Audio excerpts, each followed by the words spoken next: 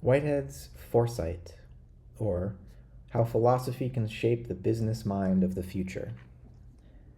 What follows is a brief essay reflecting on the relevance of Whitehead's philosophy for shaping the business mind of the future. It is written for the Institute of Transactional Philosophy, for whom I'll be elaborating on these ideas at their annual Institute study.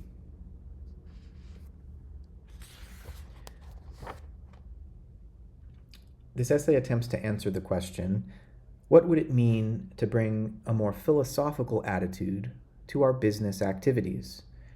I hope to make the case that the ideal business mind is also the ideal philosophical mind. First, some historical context. Alfred North Whitehead's first course in philosophy was the one he taught as a newly hired professor for the Harvard Philosophy Department in the fall semester of 1924.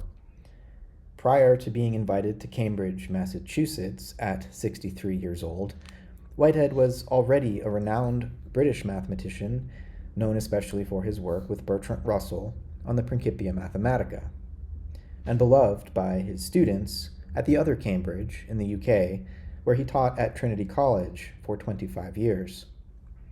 Harvard University was seeking to rebuild its philosophy department after losing intellectual giants like William James and Josiah Royce to retirement a decade or so earlier.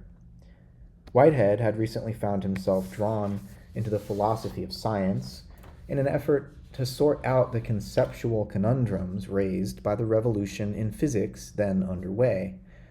A triptych of texts published between 1919 and 1922 caught the eye of the then famous French philosopher Henri Bergson, who praised Whitehead as the most important thinker writing in English.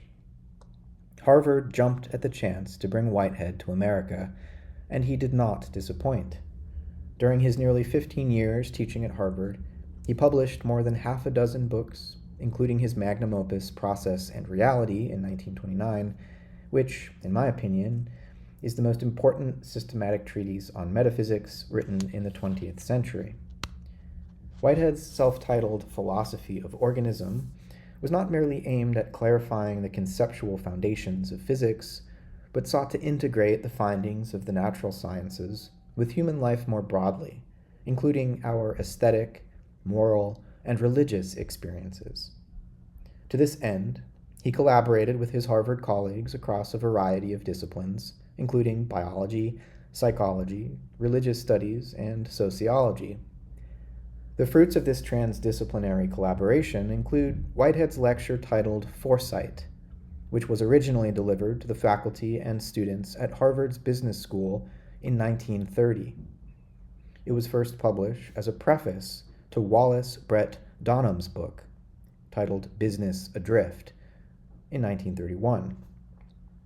Donham, the dean of the Harvard Business School for 23 years, was quite impressed with Whitehead, whose philosophy was a key influence on the reforms that he sought to institute in business education. A key theme of Donham's Business Adrift is the idea that businesses cannot operate in isolation from the society in which they exist. While financial success is essential, so too is the role a business plays in assuring the well-being of employees, customers, and the wider community. Donham understood Whitehead's holistic philosophy as providing a deeper justification for his aspirational view of the role of business in human society.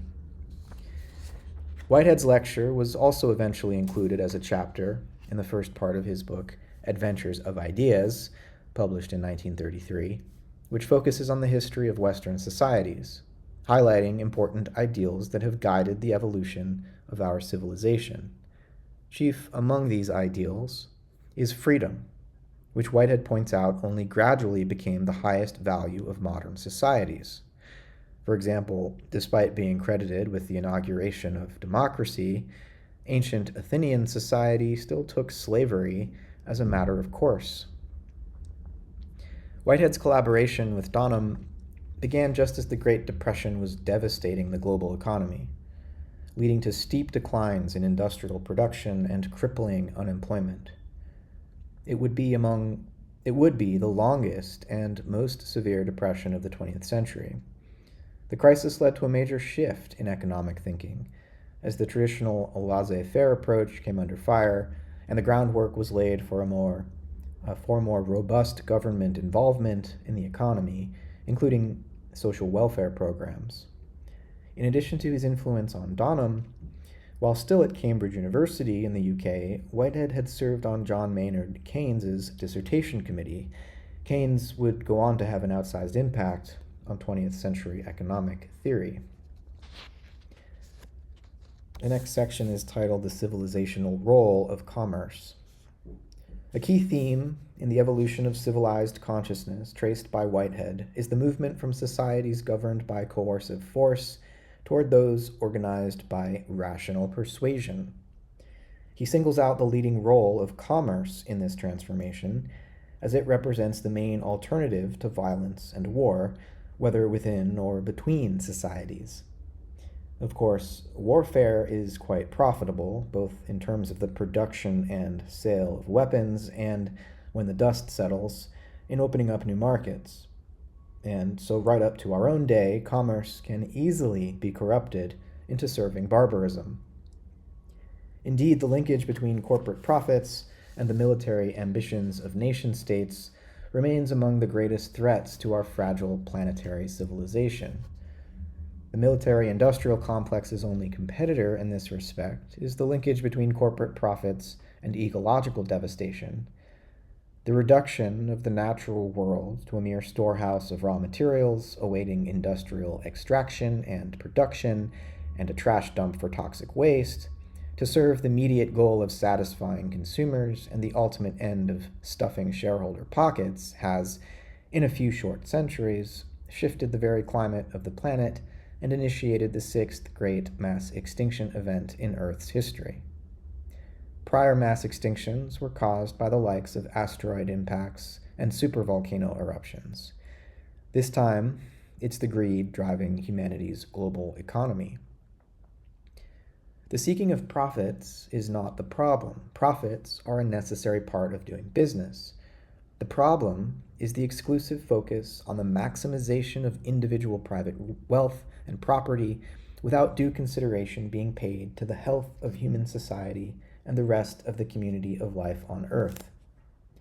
Adam Smith's invisible hand is not some sort of supernatural intervention that automatically transforms selfish competition in the marketplace into shared prosperity for society. The source of the astonishing capacity of free market societies to self-organize is only invisible because it first flows into the physical world out of human hearts. Our social and ecological bonds do not just take care of themselves.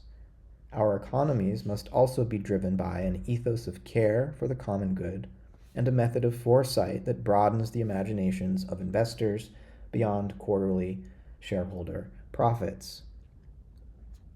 For these reasons, Whitehead laments that for business people, quote, the motive of success is not enough, end quote.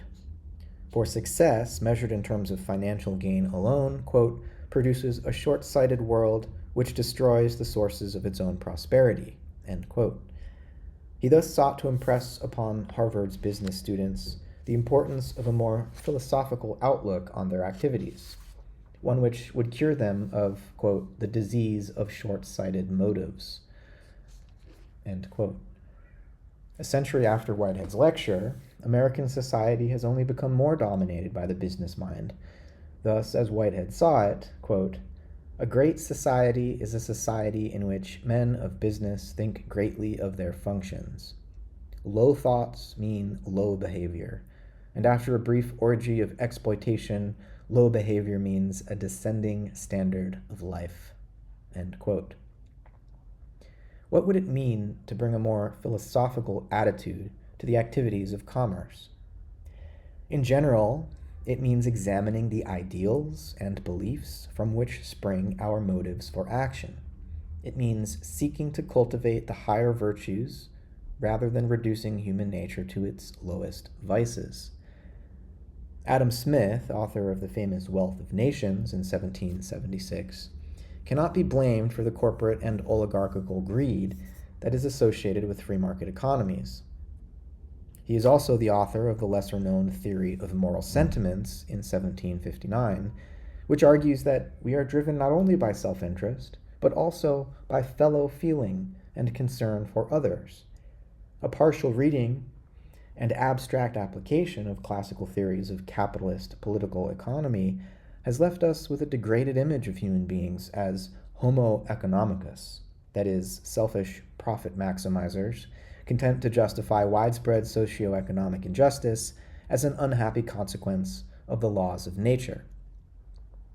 Rightly or wrongly, the theories of thinkers like Smith and Thomas Malthus, author of An Essay on the Principle of Population, published in 1798, have been interpreted to construe the normal structure of society as one consisting of a natural division between the fortunate few and the semi-destitute many, in Whitehead's words. Whitehead's summary of the sorry situation is that, quote, "There must be a pool of labor, starving and destitute, ready to work on the wages of bare subsistence.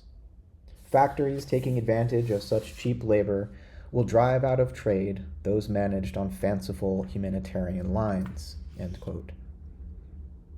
The next section is called Whitehead's Call to Uplift the Business Mind.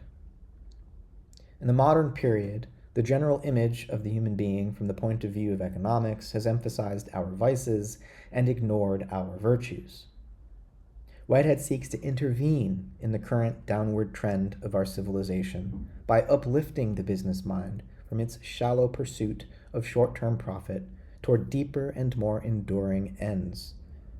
This requires not only a renewed commitment to human virtue, but the enactment of a new vision of the world, a world within which commerce can achieve its higher purpose, which is to finally transition our species beyond the desire to control nature and other human beings by the application of force, toward the wise application of foresight to our interactions with nature, and a respect for the freedom and creativity of every human being.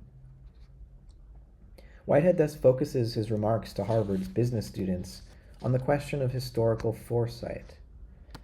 Nowadays, we take the accelerating pace of social change as a matter of course. My parents and even my grandparents were already well acquainted with massive disruptions in social routine, whether due to political, technological, or cultural revolutions, or to world war. But a century ago, Whitehead could still remark that he was living through the first period of human history within which it could no longer be assumed that, quote, each generation will substantially live amid the conditions governing the lives of its fathers and will transmit those conditions to mold with equal force the lives of its children. While in the past, the rate of significant change was considerably longer than an individual lifespan, at present, it is hardly an exaggeration to say we are surprised not to witness a new upheaval every few years. Earth system scientists now refer to the post-World War II period as the Great Acceleration. This period marks a simultaneous surge in the rate of growth across a variety of metrics of human activity, including population, technological advance, urbanization, energy consumption, and resource exploitation. In such a situation, developing historical foresight becomes both a more urgent and a more daunting task. Whitehead begins by distinguishing the type of foresight that is needed to direct our business activities from the predictive power of natural science. Science deals in general laws, but human history is checkered with contingencies introduced both by unexpected natural catastrophes as well as the creative actions of free individuals. In aggregate, much human behavior can be described by statistical laws, but such reduction is inevitably backward-facing, impotent in the face of the free deeds of creative individuals who thwart the norm. Though it participated in their development, science, in its careful observation of the natural course of events, could not predict the world-remaking inventions of electronic media, atom bombs, or artificial intelligence. The next section is called The Cultivation of Foresight as a cooperative enterprise. Despite the catalog of our ignorance, we are not entirely without foresight, but its cultivation requires more than just scientific knowledge. We also need the wisdom to determine which among the infinitude of available facts is relevant to our forecast.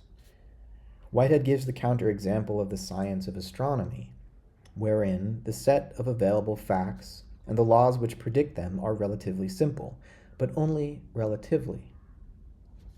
Though the stars are many, astronomers can measure and model their motion with great precision, projecting out their locations millions of years hence.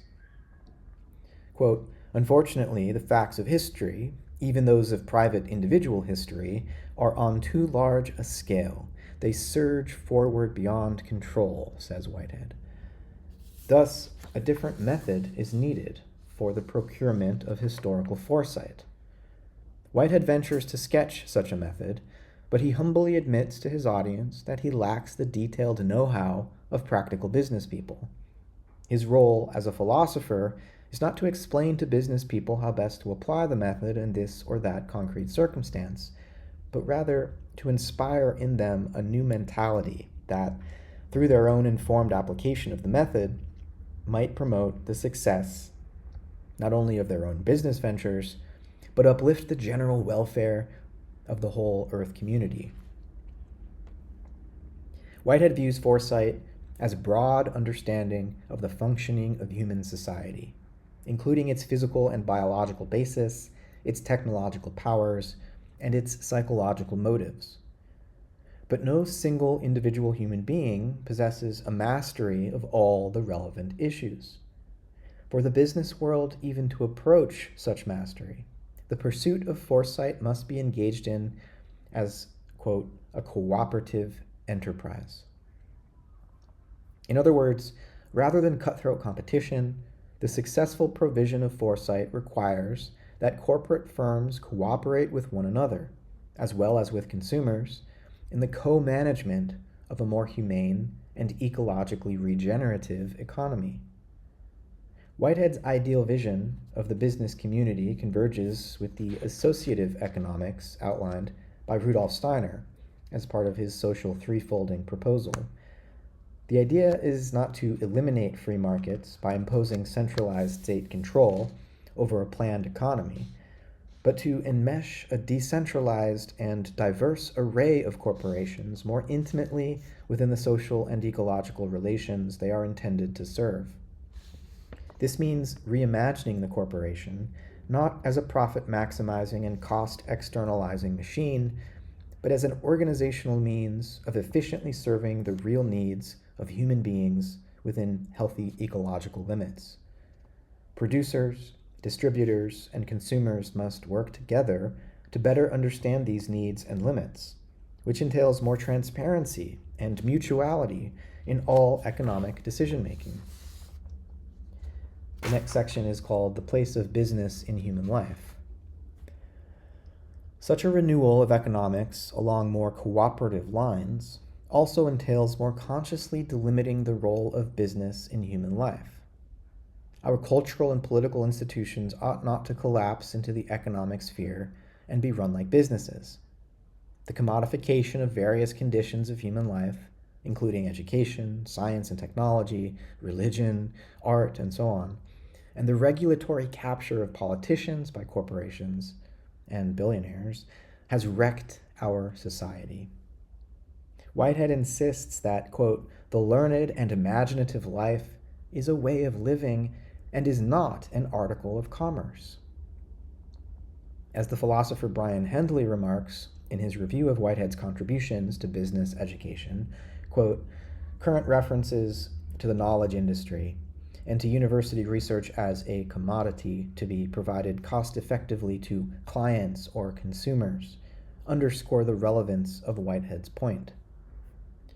To be clear, it is not that economic decision-making should take place in isolation from cultural and political issues. The freedom, knowledge, and love cultivated in cultural activities like education, the arts, and spirituality, and the rights and responsibilities codified into law by democratic governments stem from distinct values that should not be collapsed into or unduly ruled over by the ends of economics. The next section is titled Follett's Contributions to Collaborative Decision-Making. The pursuit of a more associative economics can benefit from the approach to collaborative decision-making proposed by Mary Parker Follett, who elaborated Whitehead's organic philosophy into a new theory of organizational management in her book Creative Experience, published in 1924. Rather than approaching the necessity of shared decision-making among producers, distributors, and consumers under the assumption that each group has fixed interests that will need to be compromised, Follett encourages us to view our interests more fluidly. The belief that individual interests are frozen leads to a dissociative economy of competition, where the fear of loss and the desire for coercive control underlies every exchange. In line with Whitehead's ideal vision of the replacement of force by persuasion, Follett proposes a new conception of what she calls coactive power, whereby our collaborative activities not only embody but evolve our purposes. By engaging one another with sympathetic imagination, our interests transform, allowing diverse desires to harmonize into greater efficiency and value than had we remained fixed in our own self-interest and forced to compromise. As Follett put it, quote, "We must abolish any conception of power that has an atomistic taint. The only possible way of getting rid of the greed and scramble of our present world is for all of us to realize that the power we are snatching at is not really power, not that which we are really seeking, that the way to gain genuine power, even that which we ourselves really want, is by an integrative process." The next section is titled Ignore Routines at Your Peril. While many critics of the capitalist status quo have proposed sweeping revolutionary transformations that would upend the existing social order and replace it with some more rationally designed alternative, Whitehead cautions that, quote, "routine is the god of every social system." Our complex civilization is the result of many an intelligent insight. But once the insights are translated into some adequate routine, quote, "the intelligence vanishes and the system is maintained by a coordination of conditioned reflexes," end quote. In other words, we do not necessarily know the purposes of all the routinized activities involved in supporting our day-to-day survival. It is a grave illusion to imagine we might burn it all down and redesign society from the ground up on rational principles alone. We must begin where we are, paying due attention to the ways that successful introduction of progressive ideas depends upon careful preparation of good soil and seasonal timing. As Whitehead says, quote, "The grounds for the current routine must be understood, so far as is possible, and the sorts of novelty just entering into social effectiveness have got to be weighed against the old routine," end quote. Nonetheless, part of attending to current circumstances entails accepting that we no longer inhabit a stable, unchanging social system. The old theories of political economy are inadequate for having prematurely closed accounts on human potential and for their ignorance of the impact of economic activities on the environment. A deeper knowledge not only of the varieties of human nature, but of the complexity of Earth's life systems is required to render explicit a method of foresight adequate to the times. We know from even a cursory study of history that civilizations are born, culminate, and die. Without the procurement of an adequate method of foresight, our own civilization is doomed to follow the pattern. Only this time, given the global extent of our economic interrelations, civilizational collapse threatens to be even more devastating than prior cycles of decay. Whitehead concludes his sketch of a method of foresight by imagining the ideal business mind of the future.